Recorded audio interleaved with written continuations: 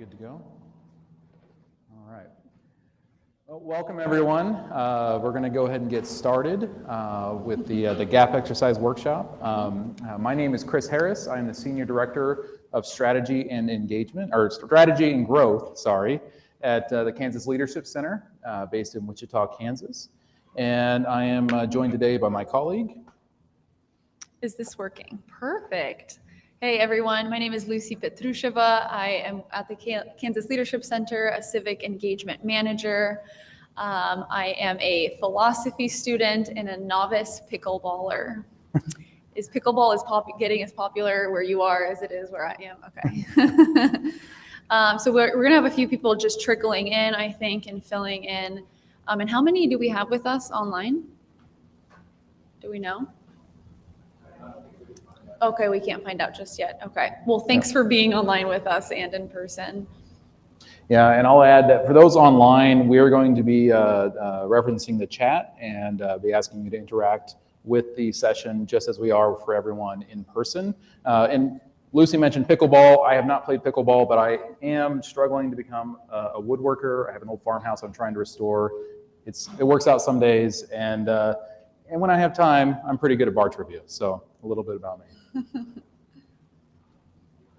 So we have a quick slide about us. The Kansas Leadership Center is a leadership development and civic engagement organization. Our headquarters is in Wichita, Kansas, and our mission is to foster stronger, healthier, and more prosperous communities and serve the common good. So we're in all sorts of community work that connects to leadership, and we'll give you a definition of leadership later. In our reach, we've trained people from 44 states and 61 countries on 6 continents. Anything you want to say there, Chris? Just that I'm excited for this session because it's going to build on what we just heard. We heard a lot about adaptive and technical challenges, what we would call adaptive and technical challenges from all of the panelists that we heard from. And what we're going to be talking about today is a framework for how we identify the kinds of work that we're doing and how you can make progress on really difficult challenges, really difficult civic challenges. And we appreciate you all being here, and we're going to ask you all to participate. So we look forward to hearing your ideas. Come on in. Just having a few people joining us. Come on in. Yes, yes, yes, please. Not at all. So we're going to do introductions in a moment, and we'll have you say your name and your organization. Oh, closer to me. Okay. Sorry for the people in the room that it gets really loud. So we'll be doing introductions in a second, name and organization, but we're actually going to funnel in this through into our GAP exercise. So just hold that thought for one moment. I want to run through the agenda really quick for today. So we're here until around 5. We're in welcome and introductions right now. We'll spend most of our time in the GAP exercise, which is something that the Kansas Leadership Center does a lot with all sorts of people. You'll see what that entails. Then we'll just do a little bit of teaching around distinguishing technical and adaptive work. You heard the word technical used in some of the panels. And we'll talk about our definition of leadership and the distinction between that and authority. And then we will share some about our leadership framework. Absolutely. Awesome. Let's go ahead and get started on introductions. Pardon? Did we do introductions? Yeah. Yeah. Awesome. Okay. So let's just go straight into the GAP. And the way we're going to do this is that we're going to start off with this question. When you think about the future of entrepreneurship in rural communities, what concerns you the most? And we're going to have each one of you answer, and we'll have you say your name, your organization, and then your answer to this question. And by the way, when we say entrepreneurship, we mean the ability for anyone from any background to start and grow a business. And for those that are online, we would like you to also answer these questions, your name, your organization, and this question. Just put it in the chat, and then we'll be able to add that. Mm-hmm. Pardon? Do you want me to answer? Yes, Yep. yes. I was like remembering my role. Okay, so I will be taking notes. I'll be taking notes of our answers. Thank you. Yeah, go ahead. Yes. Hi, everybody. Never sure where to look. Sarah Powell, the program director here at the Hannah Grimes Center for Entrepreneurship. Sorry, I just ran up the stairs. And I've been working on organizing the entrepreneurship sessions here, and love doing this work with entrepreneurs in my community. Did I do the thing? No. Okay, what's the next thing? It's always when you show up late. What concerns you the most?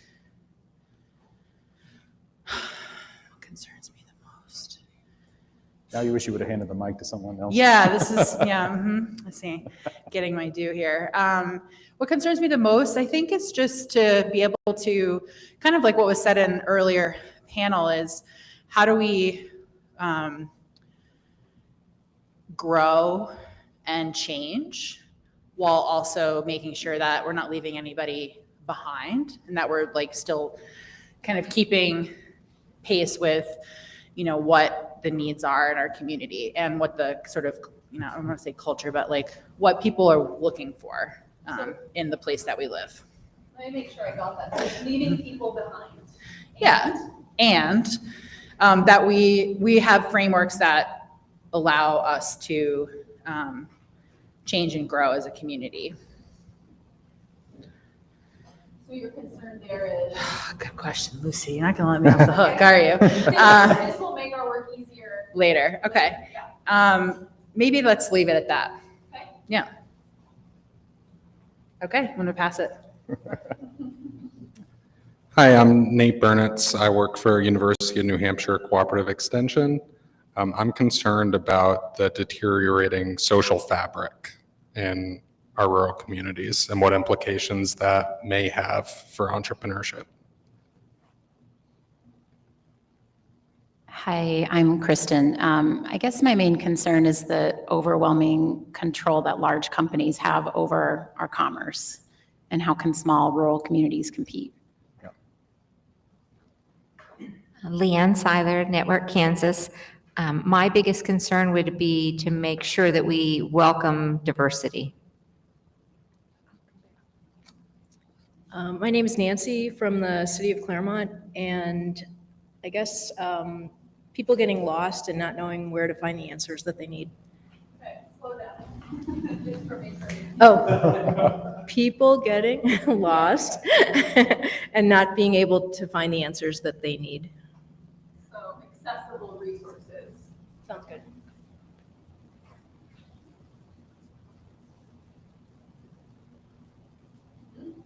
All right. Hey, I'm Patrick Moore. I'm with Main Street Skowhegan in Skowhegan, Maine, and I also operate the Skowhegan Center for Entrepreneurship.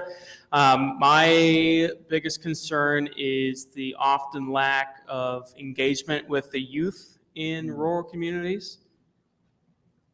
And how does that connect to entrepreneurship? So, from what I've seen, well, my previous career, I was an Air Force recruiter. So oftentimes my job was to try to get the youth out of your communities. And now I'm in a role trying to encourage entrepreneurship in rural communities. So the youth, they're the future of these communities. And I think the more that we can encourage them and provide resources to them to start a business or even work with local business owners, how am I trying to finish this sentence? It's going to help overall and give them more opportunity. So. Good afternoon, everyone. I'm Katie Easterly Marte. I'm the Executive Director of the New Hampshire Community Development Finance Authority. I think when I think about what my biggest concern is, it's somewhat related to this idea of like, how do we bring people together and into our rural ecosystem? And I think about my brother who's a welder, and he did all that work looking at my dad doing that same work in a garage. And I think there's this like lack of visibility of entrepreneurs in our rural communities. And that concerns me, that as people don't see themselves as a small business owner in a place, then how can they aspire to be that? I'm Jamie Pesh. I'm a city planner with the city of Muskegon, Michigan. And my biggest concern would be, it's already up there, big box stores, large companies overtaking longstanding small businesses. Can I ask a follow-up question real quick? You said overtaking, or? 'Cause I might be Yeah, really- just in the sense that once like a Walmart or something might move in, the local grocer that may have existed there for a long time might not make it.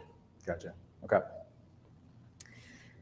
Liz Kelly with Resilience Planning and Design based in Plymouth, New Hampshire. I was on the first panel if anyone was here and heard my introduction there. So one of my concerns is, I think of how to put this, the durability of an entrepreneurial culture in a place. I think like we've seen in, the more recent years, the impacts of the pandemic and et cetera on our business communities in a lot of places. And if there isn't an anchor institution like the Hannah Grimes Center or somewhere like that, I worry about that culture having longevity and being able to like adapt over time, knowing that entrepreneurs and businesses in general shift. Like we know that people come in and out of business ventures, but like how is there this culture that remains to fuel new entrepreneurs? So. Hi there, I'm Basil Sharbush. I'm an attorney from Paris, Texas. I think a problem in rural communities for entrepreneurship is sort of dovetailing with what a lot of people have said, is the growing reliance of entrepreneurs in rural communities on outside decision makers for financing, for access to markets, for supplies, banks, distributors, retailers. Often all of those are controlled by large corporations. So a small business in a small town has to go to those large corporations to run their business. So. Warren Haggerty from the U.S. Small Business Administration here in New Hampshire. Probably one of the things I would say is lack of understanding where they might be able to get funding to support their businesses, whether it be from startup or expansion. Melissa Roberts Chapman. I was also on the first panel, but I'm with the Federation of American Scientists. But, in terms of what concerns me most, I think we're at like a moment in time where the federal government is putting so much funding and attention into like the creation of new, extremely high-tech industries, like semiconductors and biologics. And my fear is that rural communities who are kind of seeking to promote only Main Street entrepreneurship and aren't open to the possibilities in these new industries won't have as many growth opportunities. Yeah. Our friend Todd over here is by himself in the front row, and I see some people back there who might want to visit him up here. So I just want to let you know that you're welcome to come up here. Here you go, Todd.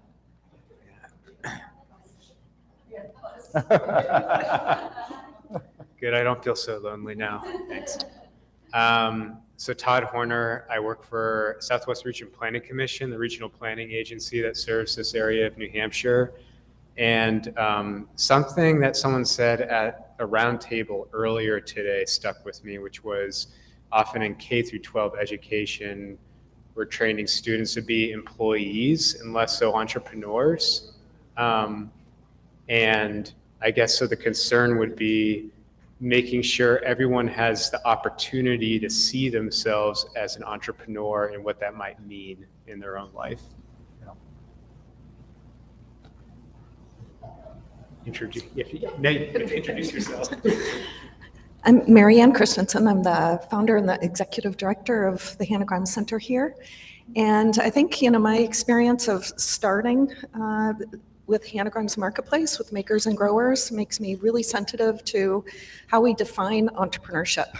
And my artists and farmers and everything are not considered entrepreneurs. It seems to be replicable, scalable, saleable businesses, the high-tech, high-growth things. So, those are really important, but I think, having a definition and the training programs that support it, that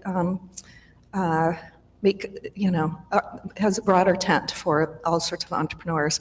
Without the shops and the local farms and the everything, high-tech, high-growth companies are not going to want to be here. So really just seeing it as a pie.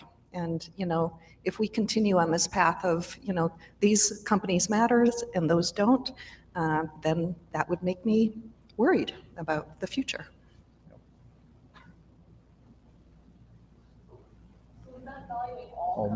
Yeah, all ventures are all, yeah.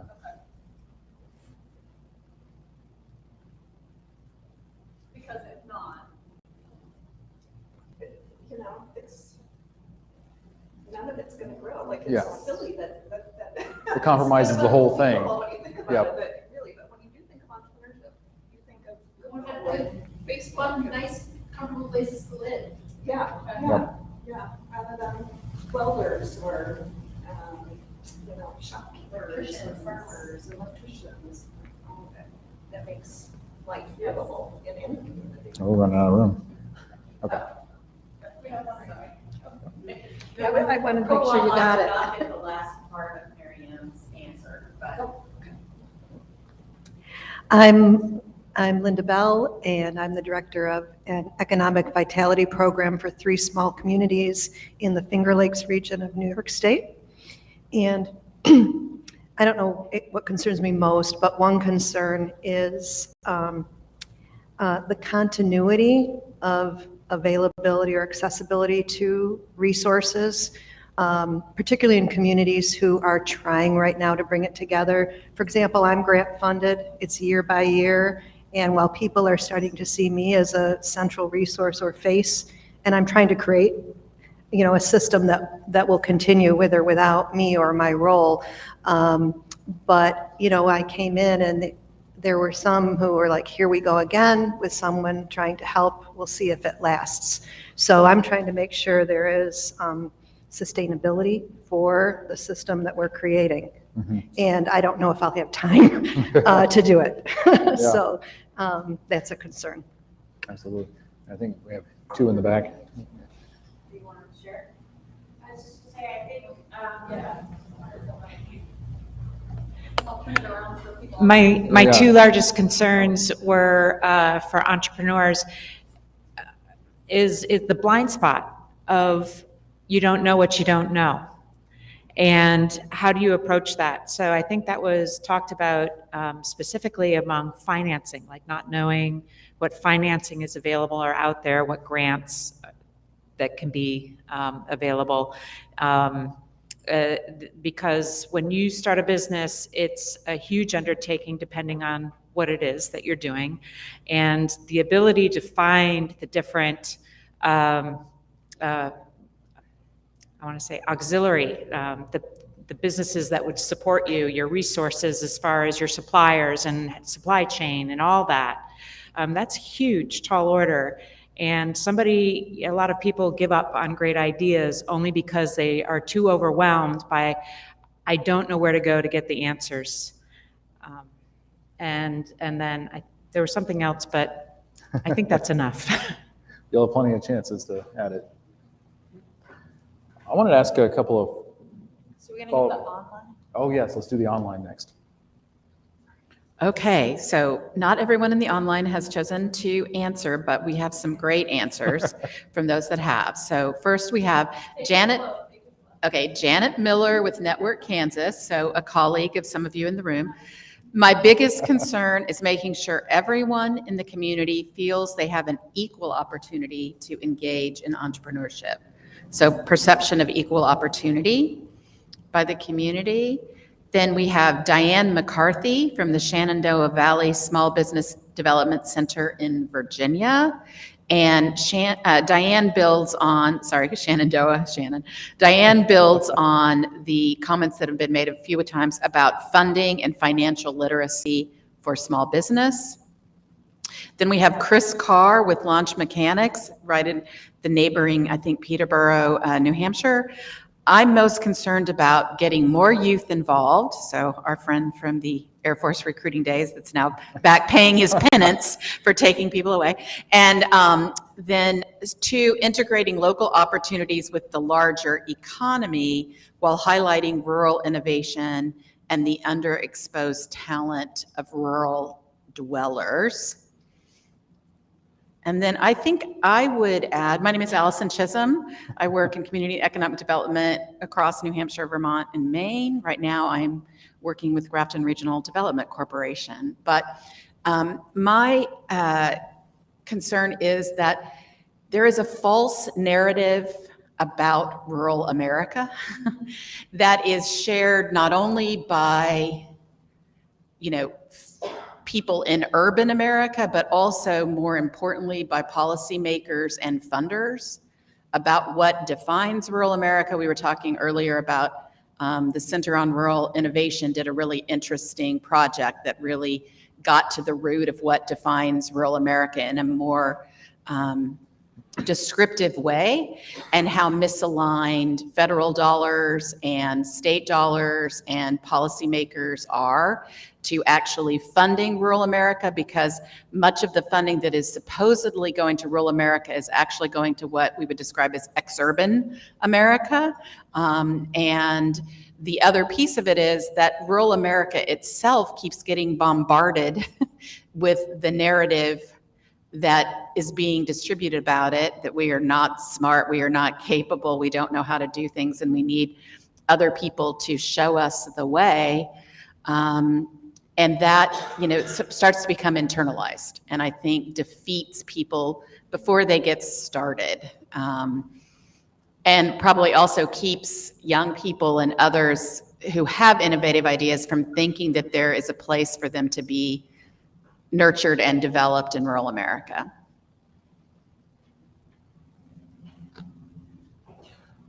Awesome. Well, I wanted to ask a couple of follow-up questions based on some of the things we heard. Nate, I'll start with you. I think you said a deteriorating social fabric. Yes. Could you add on, extend on that? How does that tie to your concern about the future of rural entrepreneurship? How does that compromise the future of rural entrepreneurship? Sure. The way I think about it, Yeah. my concern is that communities help entrepreneurs succeed. They're community-based businesses, and entrepreneurs are more successful, in my experience, in communities that are tighter knit. At least where I live, I've seen a pretty significant deterioration, and there isn't a great entrepreneurial ecosystem. That's just anecdotal in that particular experience, but that jives with my larger professional experience as well. Yeah. And I see some trend lines going in the wrong direction in a broader sense. And if that continues, I'm concerned about what impact that could have. Yep. I think, Liz, were you the one that talked about durability of the systems? I'd like to hear a little bit more about what you mean by durability and what that would look like if it was durable. Oh, yeah. Okay, I'll try. Sure. So I guess I was kind of getting to it a little bit in my explanation, or trying to. This idea that an entrepreneurial culture is always in flux and changing. New people are coming in and out as far as starting new ventures, growing them in a different way, and sometimes even closing ventures and starting something new. And so to me, there are certain players, and I use the example of Hannah Grimes Center as one earlier, as I think having some of those key places or key organizations in place in a particular geographic area can really help foster a more sustainable and, I guess, stronger entrepreneurial culture of supporting entrepreneurs, potential entrepreneurs. And there's a lot of places that don't have that. And I get really I guess it does scare me to see like energy being built around supporting entrepreneurs, whether it's through a smaller organization that gets started or some resource that gets started, but it doesn't have all the wheels on yet to keep going and keep supporting potential business ventures. And then what happens? You know, the wheels fall off, and in 5 years, new entrepreneurs come in and say, what do I do? And maybe it's a few that just trickle in. Yep. I think this culture has the potential to just create, like I was saying before, kind of that longevity. And I think entrepreneurs are attracted to other entrepreneurs. As someone who works for a small entrepreneurial business myself, I'm attracted to other entrepreneurs around me. So it feeds itself. Did that help? I don't know if that. Yeah, it did. Okay, cool. Thank you so much. Did you have another question? I just wanted to say thank you for living with us and the concerns for a while. We're not in a great place. Yeah. We had to flip the table or the board. Where did my clicker go? Okay. So our next question is going to be, when you think about the future of entrepreneurship in rural communities, what are your aspirations? And we're not going to go in order this time. We just want you to call out. We're just going to trust that we're going to get a lot of voices in the room and online.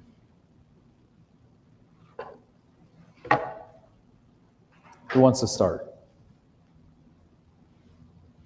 For handing out. Okay. But if you want to start. I'm going first. Was I too hard on you? I can handle it. Okay.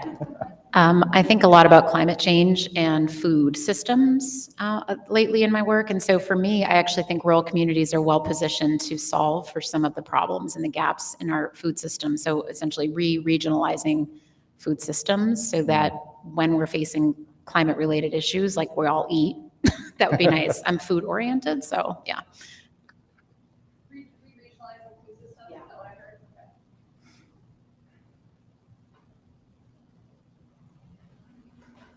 Other aspirations? I think of entrepreneurship as a way to solve big, complex problems. So I think, for example, we have housing problems, we have childcare problems, we have broadband problems, and you know, the bigger world has been trying to solve these problems for a very long time. They've been a problem for a very long time. And I know they're complex, but I think there's low-hanging fruit in all of them that is really right for entrepreneurship. So, you know, for example, you know, a lot of the people who have dropped out of the workforce could be providing childcare in their home. That's an entrepreneurial opportunity. A lot of people who are facing high heating bills this winter in their big old houses in New England, and there's only one of them left, could be thinking about, you know, renting, you know, reconfiguring their home a bit and having an apartment. So, you know, it's not going to solve the system-wise problem, but I think we need to start make some movement, and I think some entrepreneurial activity in those areas could really provide a path forward.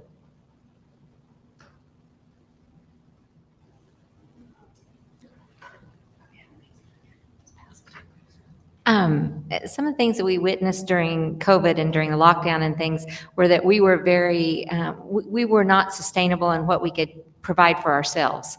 And I think even though it's a global world now and global marketplace, I think there's more that we could do with local entrepreneurs to provide what we need in our own country rather than, you know, getting everything from overseas.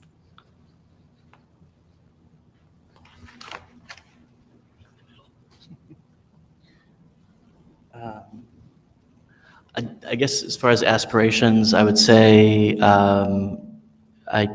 I think a good aspiration for me would be for like an entrepreneur to be able to find and gain access to all the resources, all the information they need to open their business inside their own community. So being able to, as far as possible, you know, get financing locally, get access to suppliers locally, use local, you know, distribution chains, for their products and so forth. I think that would empower lots of entrepreneurs and make entrepreneurship easier. So. I think it would make. I think it would make it easier for entrepreneurs from all walks of life to be able to start their own businesses in the place they grew up, in the place where they live, and they would be able to rely on the people that they know and the people they live with instead of relying on faceless, companies elsewhere that may be extractive. So I don't know. It's more of a nebulous idea. Sorry. It keeps wealth in the community. That's great. That was totally my.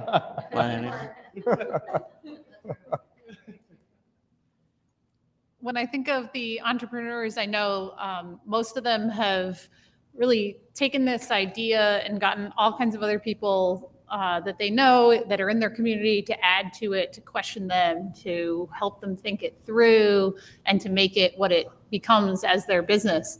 And that builds support for that business, and it also builds this sort of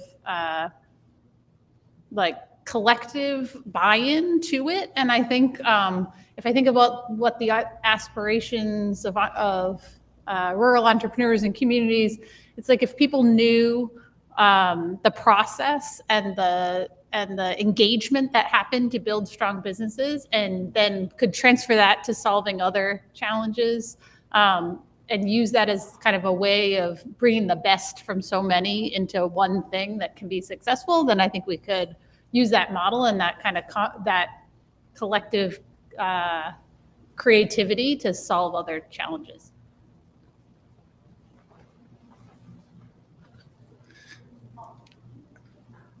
Using a broad definition of social entrepreneurship, I've seen, or we've all seen, small businesses be so incredibly innovative over the last couple years, or however long this ordeal has been. And my aspiration is that rural nonprofit organizations as social entrepreneurs, and again, in a broad sense, can also be just as innovative. I don't think we associate nonprofits with innovation in the same way as, well, I aspire for them to be, and there are various reasons for that, but that's my aspiration. And for the record, I think our definition of entrepreneurship that we offered at the beginning, the ability for anyone to start and grow, I think we use the term business, but we would absolutely include social entrepreneurs in that as well.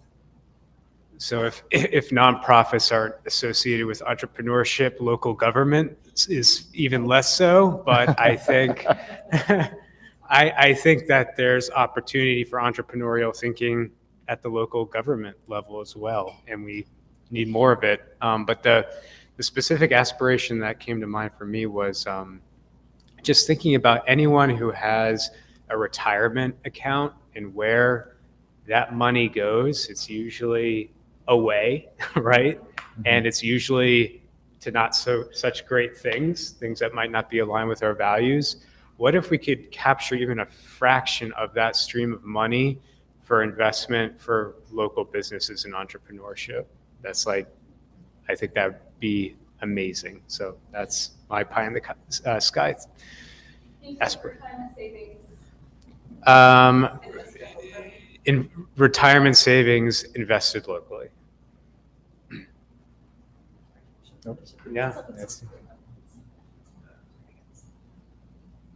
Here.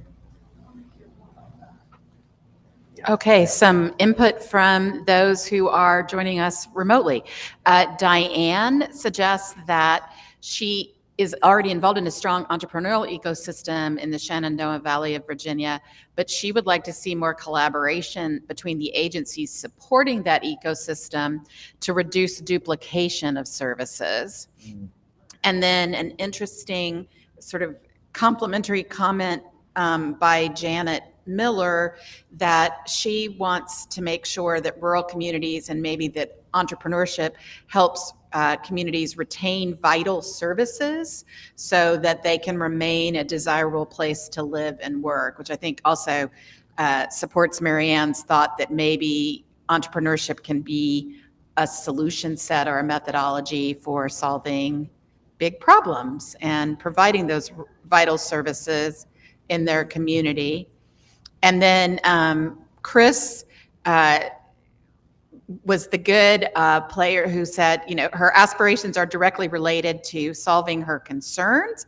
So her aspirations are that more youth are involved and drawn to entrepreneurship, and then that there are pathways that integrate the local opportunities with the larger economy, so that that there's a more integrated whole and less isolation for rural economies. And then I would just add, I don't know that this is true in all rural communities, but definitely in New England, we are in the middle of a profound generational transfer where longtime small business owners and entrepreneurs are ready. And I know Warren does a lot of this counseling, or at least I've been told that Warren is the SBDC business advisor with this expertise. Oh, he's from the SBA. Sorry, Warren, wrong. There's another Warren. Sorry. Okay, that Warren at SBDC does this a lot. So thank you for clarifying that confusion for me. But that they don't have, there aren't family members to hand over these businesses to. There's also a lot of concern inside rural economies that you don't want to let your neighbors and friends know that you are about to close your business, or that you, and so there is a sort of difficult pathway to transferring that business from an existing generation to the next generation. And I think that there are lots of next generation people out there who are interested in opportunities, but they don't even know how to identify them, nor do they know how to put together the package to buy someone out or do the transfer. So the aspiration is that that generational transfer can happen in a creative and thoughtful way. I know there are a few people we haven't heard from yet. Melissa, do you have something to add? I only asked because you would have put me on the spot. Yeah, I would have. That's true. Sorry, I'm hitting my post-lunch energy slump. Yeah. But I think, you know, my aspiration is really just, my aspiration is that rural communities, you know, they're part of the construction of these new industries from the ground up in a lot of different ways, as part of the supply chains, as part of the, you know, the R&D infrastructure, and these other things that we don't always have as part of the community around entrepreneurship in rural areas. But certainly we have the capability to do differently. Are there folks we haven't heard from yet?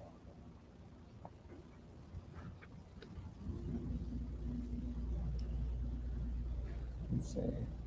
You wanted to ask a follow-up question. I wanted to ask another question about local government. Todd, you mentioned that relationship, and I just wanted to hear some more about that. Well, I was actually thinking specifically of one of our earlier presenters, Jamie Pesh from City of Muskegon, and how they, you know, had an empty lot in their downtown, and they wanted to see something happen there, and they, you know, put together a bunch of little chalets for entrepreneurs to incubate their businesses in. And I would say that's entrepreneurial thinking. Yeah. The one thing I'm surprised about, like the term, maybe it came up on the other side of the board, but a lot of rural communities are diversifying rapidly, and we haven't had a lot of conversation about that. Like, so my aspiration is that, you know, I'm thinking of Hodgman County, and I'm thinking of Southwest Kansas, which is one of the most quickly diversifying, due to immigration, quickly diversifying regions of the entire country. And my aspiration is that that is seen and accepted as a healthy thing that's leading to the future of that region, and that other rural communities can do that as well. That's what I would add. Perfect, and thank you for reporting back to us. Okay. I'm gonna bring in a prop from outside.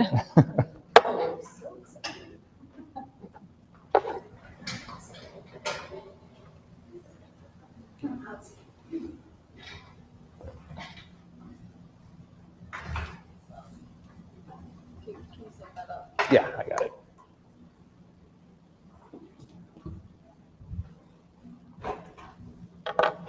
Okay, so we're going to move on to, and hopefully you can see this over this board. Let me push this back. Oh, we have a visual. That's right. We're reminded we have a visual. Hold So this up for a second. you see that we've listed out concerns. You see that we've listed out some aspirations, and the name of this exercise is called the gap exercise. So really where we want to spend our time today is talking about what is in the middle between our concerns and our aspirations. So we're going to do that with our third whiteboard. And the question I'm going to ask is, why is it so hard, or what makes it so hard to make progress from here to there? Another way of asking that might be, what makes leadership difficult in this gap? Marianne. I think it's funding. I think so much of our funding is grant funded, and it, speaking of why nonprofits aren't often not entrepreneurial, their funding streams are very constrained, and your actions can only be done within that. So I think having more and more operational dollars is a big part of it. So I'm not going to write that down. What I want to write down is what makes getting that to be a better system. What makes that hard?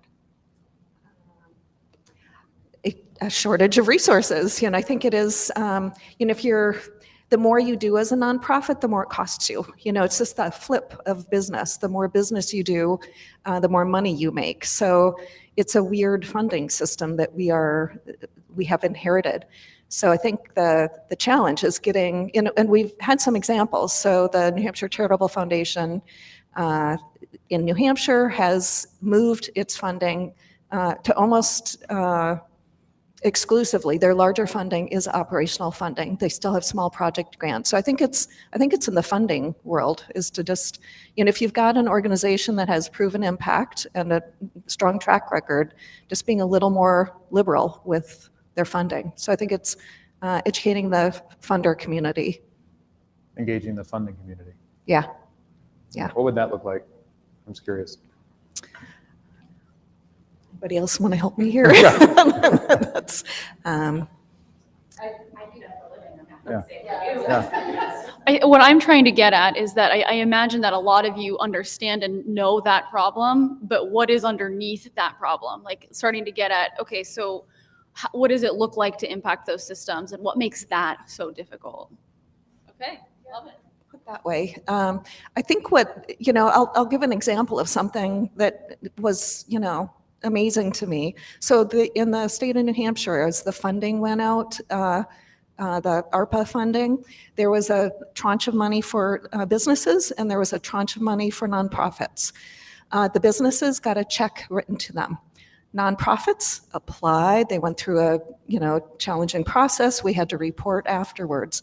So I think it's some cultural thing about not trusting the nonprofits to spend it properly. I think there's a legacy of, all of your dollars should be spent on project dollars, and, not supporting operational. I remember the New Hampshire Center for Nonprofits had a guest speaker years ago, and I just remember a slide up there, and it was two people, and, on it was written overhead, and it's just, so I think there's legacy. I think, the history of nonprofits often was volunteer organizations, and all the money did go to project money. So that's probably just a partial explanation, but. Oh, we have several coming. I love that there are so many Then people. we'll go to Liz and then we have online. I work in the distribution of resources, federal and state resources, and one of the things that's just, I think, really hard to overcome in the actual federal rules, so the federal registry, if you're a nonprofit, you have to procure the services in a really strict and cumbersome way. And if you're a business, you can just choose who you want to work with. So this is like systematic in terms of what the rules being different for nonprofits and then limiting the ability of those organizations to be creative. I think it does come down to this idea of people not wanting to give someone, it's this perception of like what is valuable. And I think I heard someone actually talking about some of the work that Strong Towns has done to really identify where tax resources come from, and that like dense communities with sometimes rundown houses, those places in our communities actually bring more property value into our municipalities than the sprawling larger homes do. And so I think there's just this interesting idea of a perception of value and what should be paid for. And unfortunately, we have this legacy of not believing that nonprofits can be entrepreneurial and spend well and do what's necessary. So I don't know how we solve that, but it's definitely a concern. And you mentioned something about rules. Any insight into why those are so hard to shift? Rules? Yeah. Well, Congress has to change them, so. They're laws, yeah. It's like, yeah, it's a federal, yeah. I'm gonna pass the mic on that one. I was going to add that on a more local level, just based off of what you just said. Local regulations being inflexible is kind of a big thing. To your point about tax base and where it comes from, the same goes for the types of buildings that are the most productive. Speaking from a local government perspective, we dealt with a lot of outdated regulations and we're constantly working to update them. But it's also the inability of people to see where things could be going at times, to where you're proposing something that may seem unconventional, but it's actually very conventional, and that what the regulations you're working with are unconventional.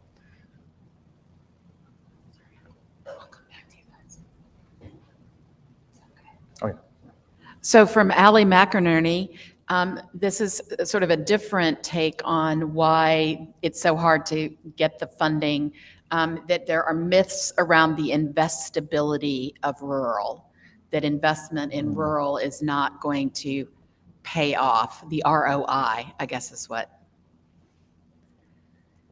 and that there are myths about that. Chris, should I keep going? Yeah. You need to win? Okay.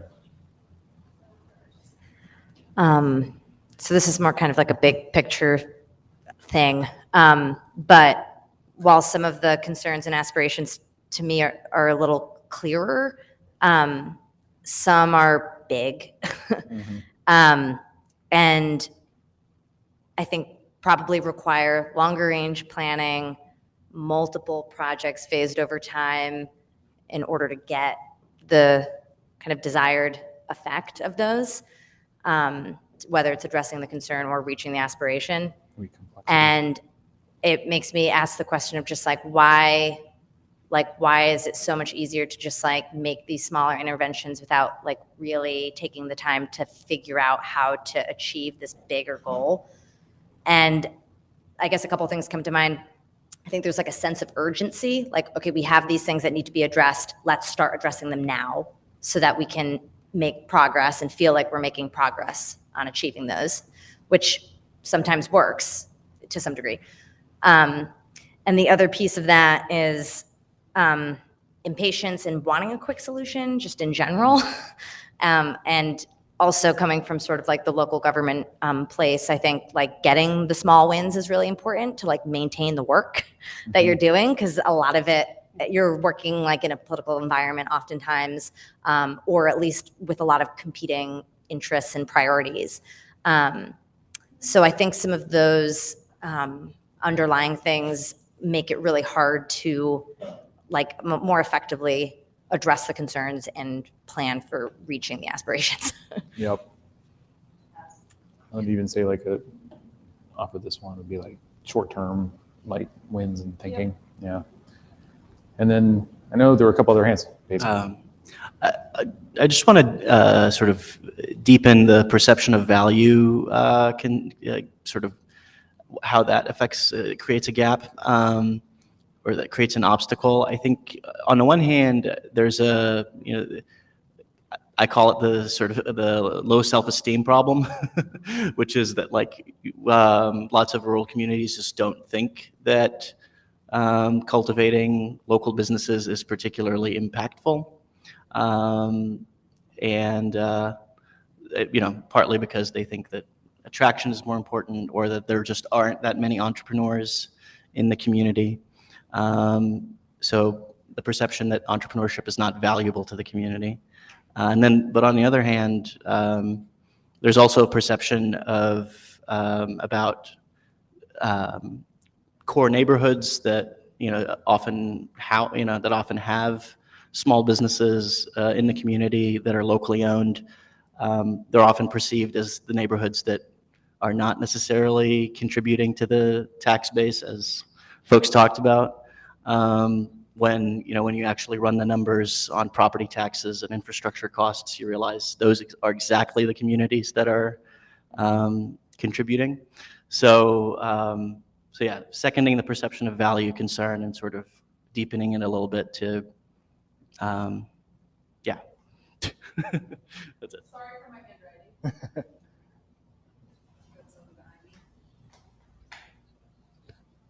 I think sometimes it's, especially when we work with government, the easy, fast fix is a technical fix. So, something needs to be done here. Okay, well, here's $500,000 and put this technical fix in there, where the real problem takes a lot longer. We don't have time for longer, and we don't know the answer, so it might take a lot longer.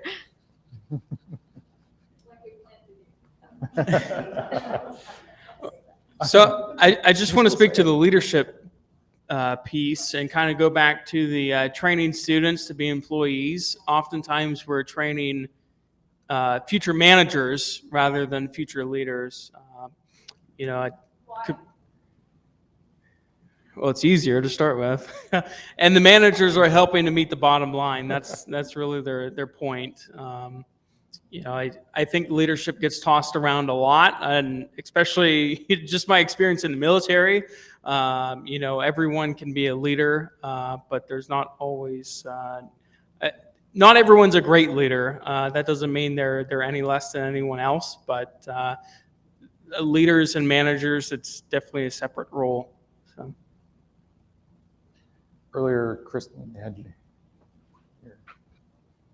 I mean, I have so many thoughts about this because I think about it all day with folks. I'll cite a couple of systemic things that I think are gaps. Just when you talk to business owners around the country and people who've achieved some level of wealth, it's the fact of taxation and the cost of doing business keeps rising. We don't have any affordable universal health care, and things like paid family leave. If someone is advocating for those, you've got a double-edged sword where the small employer can't afford to provide that for their employees. The employees then don't have the systems they need to show up at work. And, then the workforce is depressed because the wages for the care work is so low. So when you look at that triangle of lack of support for care-based work, generally, whether it's from the healthcare itself to the people providing that, and it's kind of the same with public education. Teachers are paid the least, and we saw in the pandemic how it was like, hurry up and get back to work. So, we rely on them for childcare. I mean, so I think it's this, we really have to be talking about government and policy, thinking very creatively at this point about how to restructure some of the supportive network that falls underneath all of our small business owners. And this is a big systemic problem and gap, but you can break it down into individual things that fall under things like healthcare and, just transportation and these, childcare, education. So these are things where just small little changes can make a big difference especially in a regional community. And what makes it hard to penetrate all of that? Politics and people's perceived orientation of, well, I'm public health care, for example. Like, they've been trained to think that they're aligned with one side or the other without thinking through really from an issue-based standpoint. And it's kind of the same with structural racism, right? You know, people don't want to think of themselves as racist. And yet, if we unpack redlining and some of the things in the financial system that have held people back, still hold people back, that's not a comfortable conversation for folks in rural America, especially. They feel victimized, blamed, shamed. And so how can we make these critical conversations happen?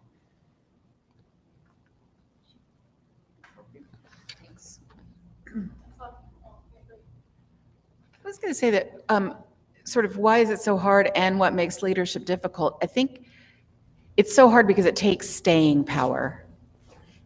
These things don't happen overnight. We're talking about, like people are citing a shopping mall that went away 50 years ago that is still leaving, that has still left wounds in a community that they're still healing from. And so I am a big fan of the start small and iterate and iterate and iterate rather than the big, big, big idea that's going to solve everything all at once. But like, let's talk about funding. Nobody wants to hear that you're going to have an impact on nobody wants to hear you're going to have an impact on 5 businesses, right? You're going to lose the grant proposal if you say we're going to have 17 sheds on the common, and you're competing against somebody that says we're going to create 1,000 jobs in 10 minutes, which we all know it's not going to happen, but somehow they make it, they report that it is. And so I feel like the leadership is you're trying to you're trying to carry that vision, keep that vision going, and do it in small ways that start to have snowball effects. But Hannah Grimes has been here for 20 plus years. That's a whole generation, right? That's a whole generation, right? And I promise you that, Marianne has carried that vision, but it's a whole bunch of small little steps forwards and some mistakes that she's then iterated from I know. They weren't your mistakes, Marianne. They were people that I think they moved back to New York City. Those people that made the mistakes, they were city folk. So yeah. What I wrote down, one thing I got from what you said is that experimentation is risky and not always rewarded. Yeah. There's a couple more and then we'll move on. Okay. I just want to reiterate what you said. Healthcare. Oh my gosh, we just see it all the time. People cannot, especially people with families, which is exactly the time most people are starting businesses in their 40s or 50s. They've got family plans at work and they cannot leave to start a business. And by the time they ramp up enough to pay for their family plan, they've run out of runway, and then the other side of that too is when you're starting a business and you don't have a lot of cash flow, having to offer health care to your employees in order to attract them, especially now. I've said for 25 years, if we had, universal health care, we would have I don't even know how many times more entrepreneurs. So thank you for remembering that elephant in the room. So just because I don't see this on here, I would say one big gap is capacity. And I think that relates to in multiple ways, whether it's the local government being a partner and being understaffed, whether that's about the entrepreneur that's trying to start a business and trying to attend to childcare needs in a broken system. So I think people only have so much capacity for work and also balancing other aspects of their lives and other responsibilities that they have at their job during their day. And so I think capacity is this persistent issue. So people have too much on their plates. Yeah. Yeah, I think in general, and just maybe not as robust of a network where the distribution of the work can be split in a way that is a healthy balance. Yep. They feel like we're moving forward positively, not moving out. Yep. Yeah, I'm writing down distribution of work, and I also heard, you said capacity, but I also heard competing values. Yep. Yeah. So people have different things they value. Yep. Yeah. I'll just add one thing that I don't see on the board, which is how the authority of local governments is circumscribed and also fragmented by state law. So if you're trying to do any particular initiative, it often requires not only like your town to get on board, but also your county. New England is different, so this may not be as relevant here, but in other parts of the country, you have special districts, local municipalities and counties, and that fragmentation makes it extra difficult to undertake initiatives. And then on top of that, you have state law restrictions that sort of give you a specific policy menu on how you can approach economic development, and that usually focuses on attraction instead of small business cultivation. So. Thank you. Are we ready to move on? I think so. I'll move these over here. Let's leave this one for a Okay, second. okay. So, and I want to tag team this with you, Chris, to talk through this just for a second. What the Kansas Leadership Center posits is that oftentimes on big, hairy challenges like this, what is happening is that the gap in between our concerns and our aspirations is an adaptive one. And we can define and will define what that means. But this framework for leadership comes out of Harvard, and the professors that started this literature say that often the biggest mistake people make when trying to lead is categorizing challenges as technical when they are actually adaptive, and then treating challenges as technical when they are adaptive. And I think that will make a little bit more sense in a bit. But hopefully today we're going to provide some more language around things you already know and have been talking about all day today. Now we can move the... All right. Thanks, Chris. No problem. Anything you want to share mentioned there? No, that's perfect. Okay. Actually, sorry. I want to write on the back of this one. Okay. Yeah, I'll take this one. Flip it around. So, sorry. Coordination with slides in here. Let me just show the slides really quick. So, you see the gap and you see the adaptive work that I just mentioned. Hopefully people online are seeing that same visual. So now we're going to move into distinguishing between technical and adaptive challenges and distinguishing technical and adaptive work. Before I give you the answers, I'm going to just write this on the board, and you're going to help me.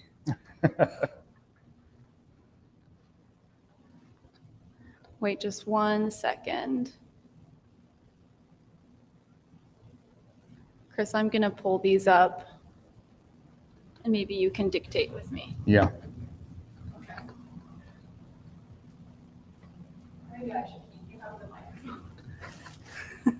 Okay, so we've got technical and we've got adaptive. Okay, so in technical challenges, the problem is clear. So we know what the problem is. Actually, I think we have some KLC people here, so I'm gonna see if you know the answers. In adaptive, what's next? Solution is, does anyone know? Technical. It's also clear. What's next? Whose work is it? Yep. Whose work is it? Then type of work. Oh, yeah, I guess you want to ask. Timeline.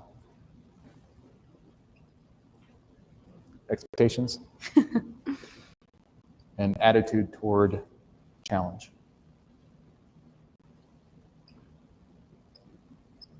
Okay. So whose work is technical work? Does anyone know that answer? Okay. Yes, the expert. What type of work is it?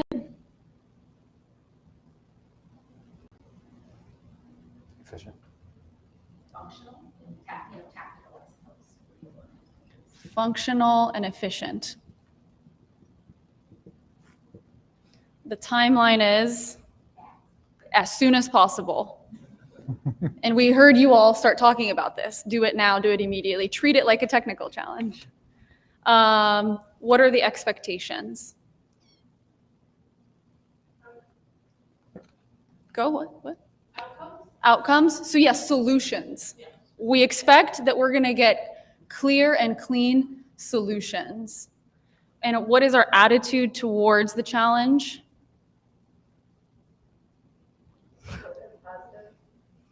Being right. Being right. So accuracy. Right. So the example I give here is, let's say I break my arm. I break my arm, the problem is clear, the solution is clear to someone. It's not clear to me, but someone knows how to help me. Whose work is it? To fix my arm, it's the work of an expert. There's a doctor I can go to. They're not going to sit around and deliberate about all the different ways they could treat my arm. I'm hoping that they can just go in, know the solution, and execute that solution and intervention. The type of work, it's functional, it's efficient. The timeline is as soon as possible. I'd like it fixed now. We know the process for it now.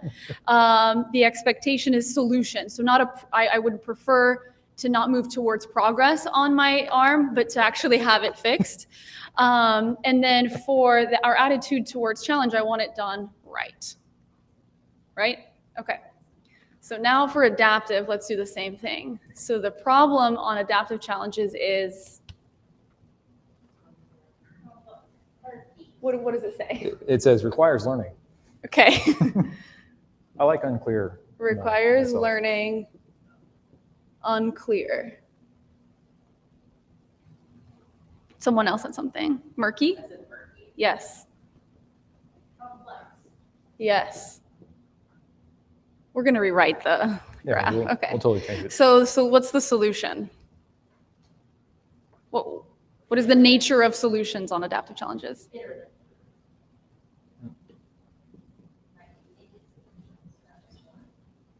Iterative, what else? It also says requires learning. Also requires learning.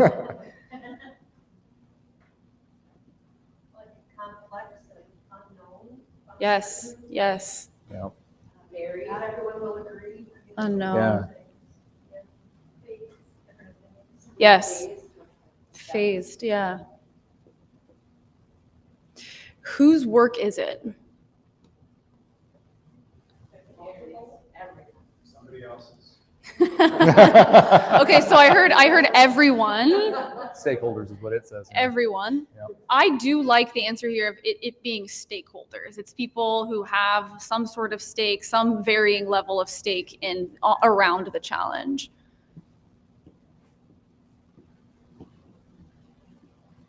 What type of work is it? If here we're going for efficiency, here we're going for, what are we going for? Or trying to act experimentally. Yes. I was going to say underpaid. Yeah, it also could be underpaid. For anyone that didn't hear it, it's experimental type work. Iterative would also work. Yeah. But someone said underpaid, which is also funny. This is a huge one that we talk about a lot. So earlier someone already mentioned the experimental work and how that's often needed when we're trying to be iterative and make progress towards something. And that's different than moving for immediate efficiency. What's our timeline here?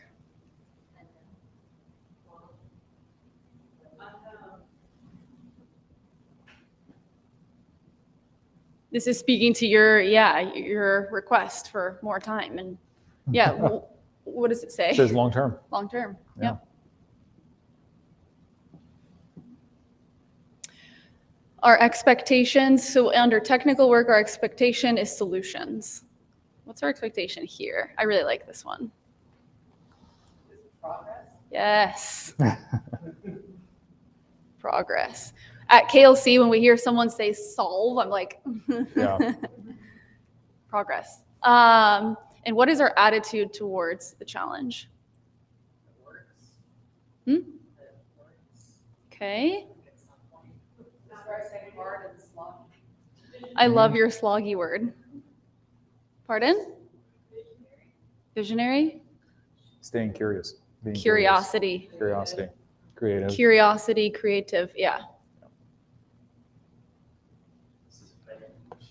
Pardon? Sisyphean. Yes. Okay. The example I like to give here is another, kind of maybe a silly one, but let's take, we're wanting to work on poverty in Wichita, okay? The problem, knowing exactly what the problem is not easy. It's going to require learning. And I don't know that an expert knows exactly what our problem is. The solution, same thing.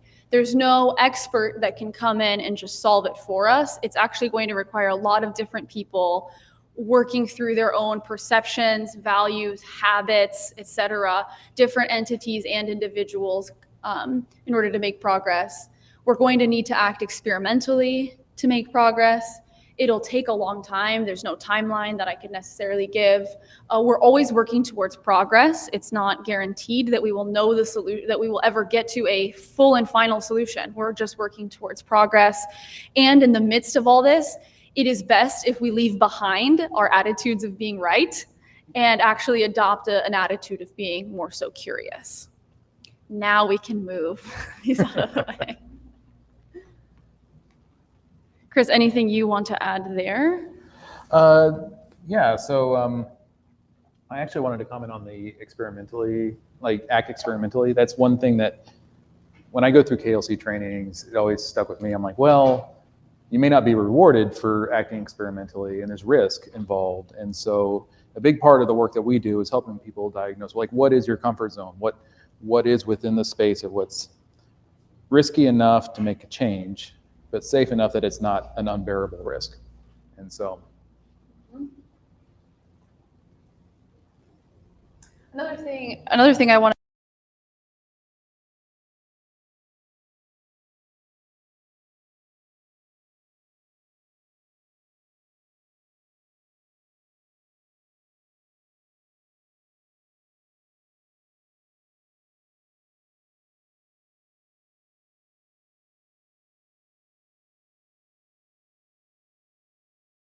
continue perspectives and puzzle pieces to solve that problem or make progress on that problem. So we like to say that technical work is more so in the head, whereas adaptive work is more so in the heart and gut. It's values, loyalties, and losses. That's what we're wrestling with and playing with, as opposed to the easier, not easier, still very important, but more logical, checklist-oriented, linear, I heard someone say earlier, kind of processing and problem solving. Does that make sense that we're not saying technical isn't important. We're just saying you need both. And you need to be able to see what parts of the challenge are technical and what parts are adaptive. Any questions at this point? Yes. Okay, this is probably just like an overly big question, but something that I often think about is how do we actually ensure accountability with adaptive work? Seems to me like the timeline can always be pushed, the goals can be moving goalposts, and very difficult to actually, pin anyone or any coalition or like whatever the stakeholder group that's working on it. It's very difficult to achieve accountability, and that might contribute to less progress. Do you want to answer this? Okay. Follow up? Okay. Just a quick comment. When we were going through the list, I was partly thinking of it in terms of how other people look at it while you're doing it. So some of my comments were a little more negative, perhaps, in terms of how people look at, if you have a technical project, it's clear, they know what you're going to do, and they know when you're done, and they know if you did it right. And adaptive work, as someone said, is murky or not clear, and there's a lot more questions, and well, how do we know? And it is about progress and a lot of other things. So it's not as easy, I think. Yes. Just a comment.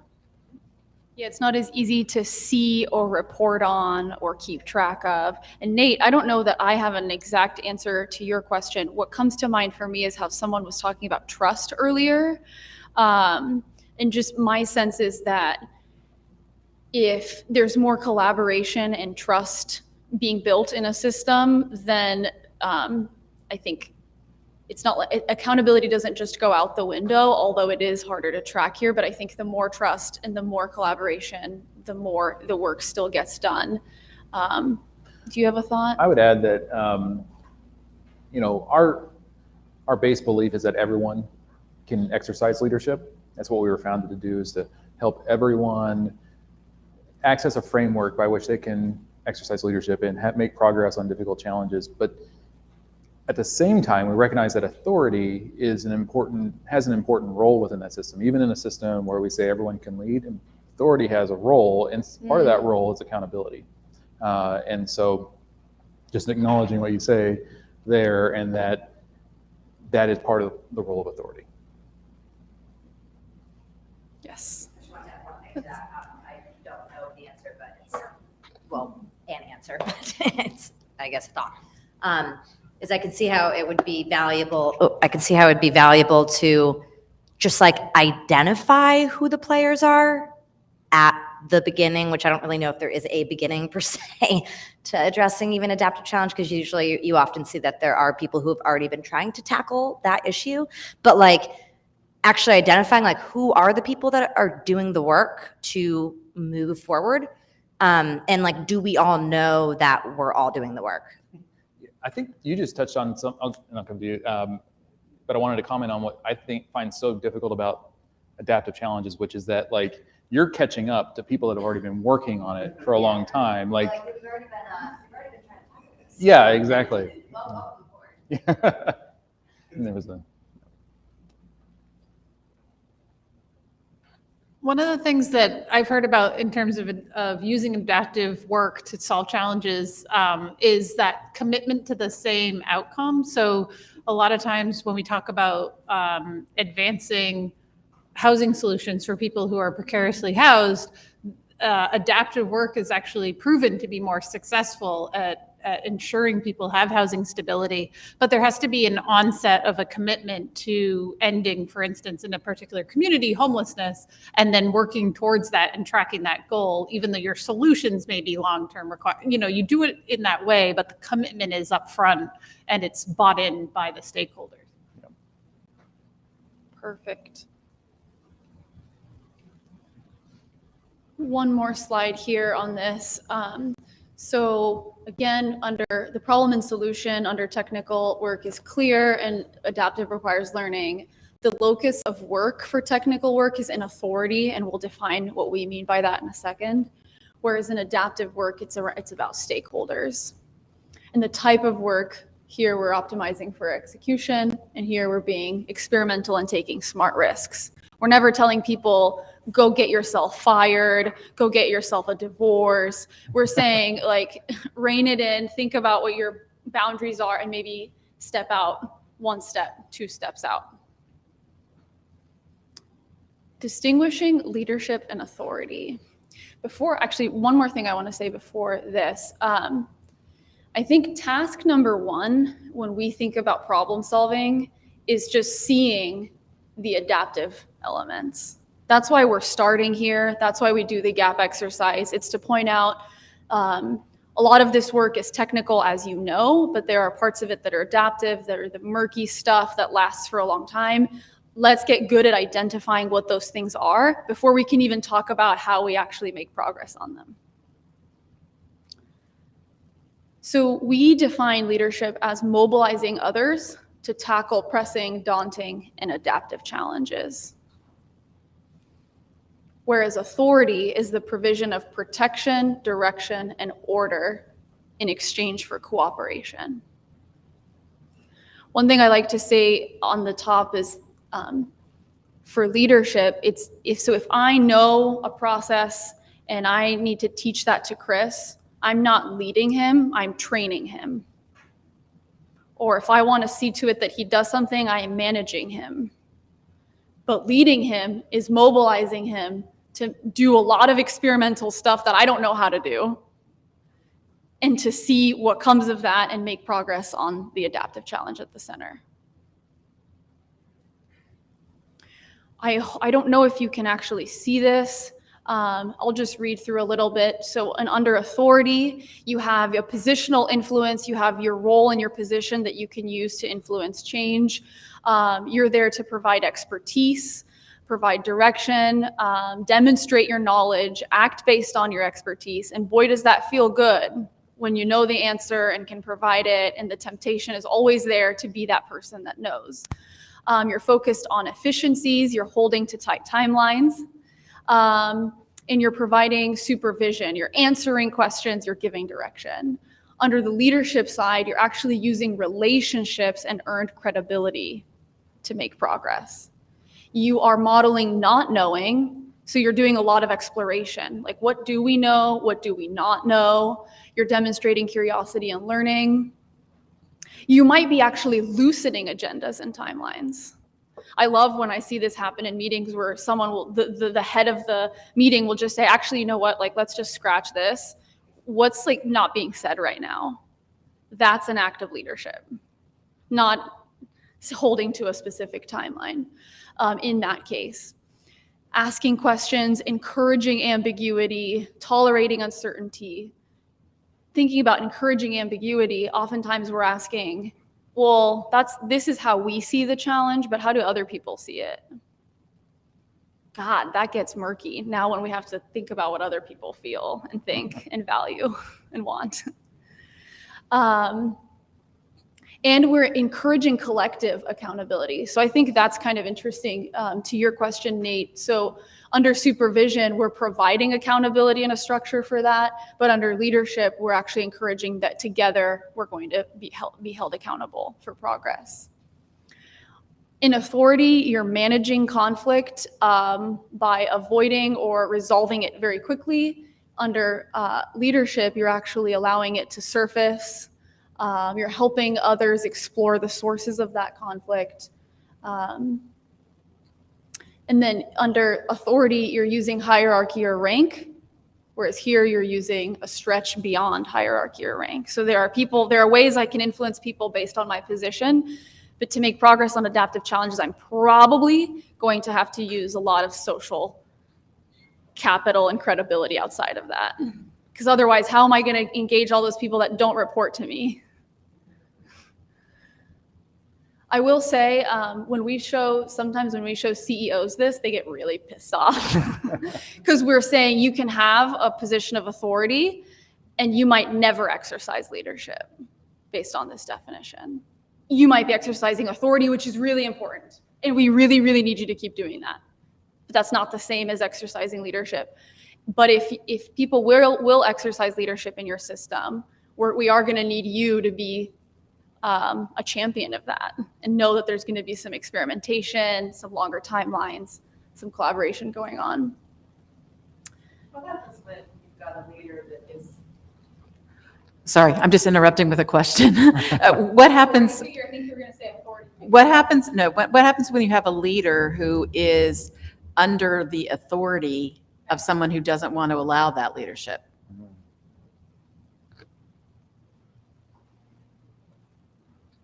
Tell them to quit and join a co-op.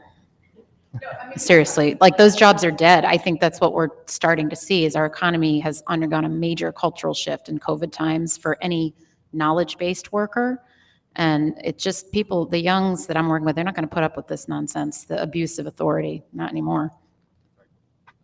I think in practical terms, we don't get leadership pipelines, and then these same organizations and companies complain about not having leadership pipelines. Yep.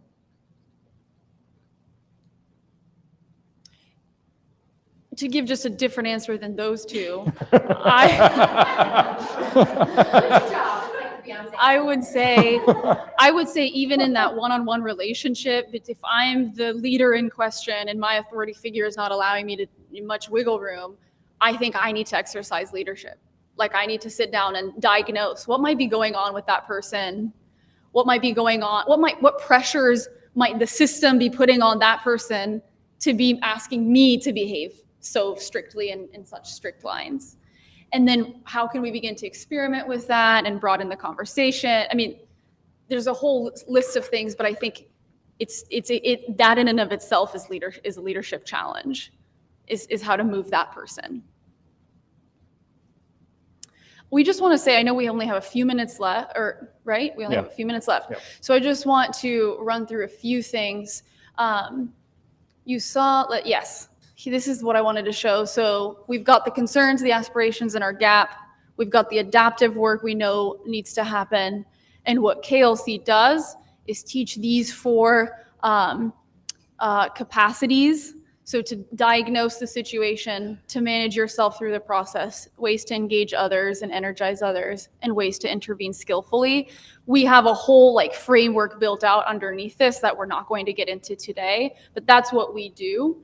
And it starts with our leadership principles, which are these. So leadership is an activity, not a position. It's not a role. It's something you do, not something you are. So we don't even use the word leader. That's why I freaked out a little. We think that anyone can lead anytime, anywhere, supported with the right framework and understanding. We believe it starts with you and must engage others, that your purpose must be clear. I think what your purpose, even if your strategies change all over the place, your purpose stays clear and the same, and it's risky, which is why people don't actually exercise leadership very often.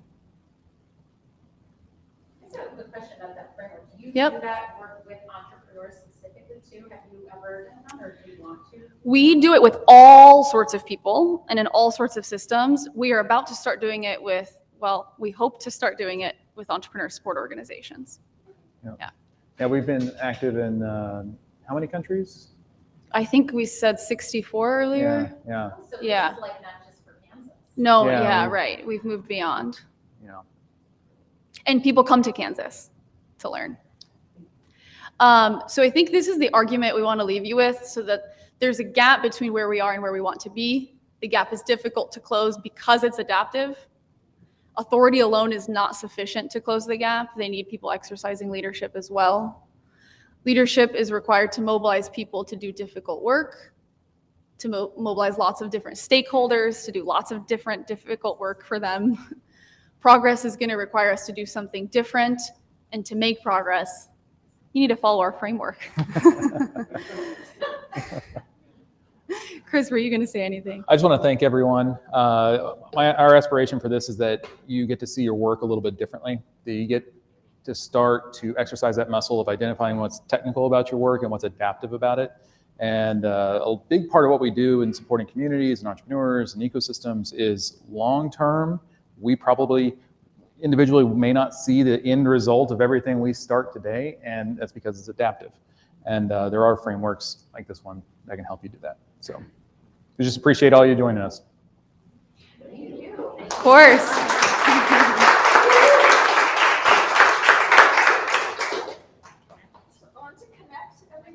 Oh, yes. That doesn't matter. Yeah, I meant to plug that. That's okay. Connect is at 5:30. What's the venue again? One tavern. So you just walk down Main Street.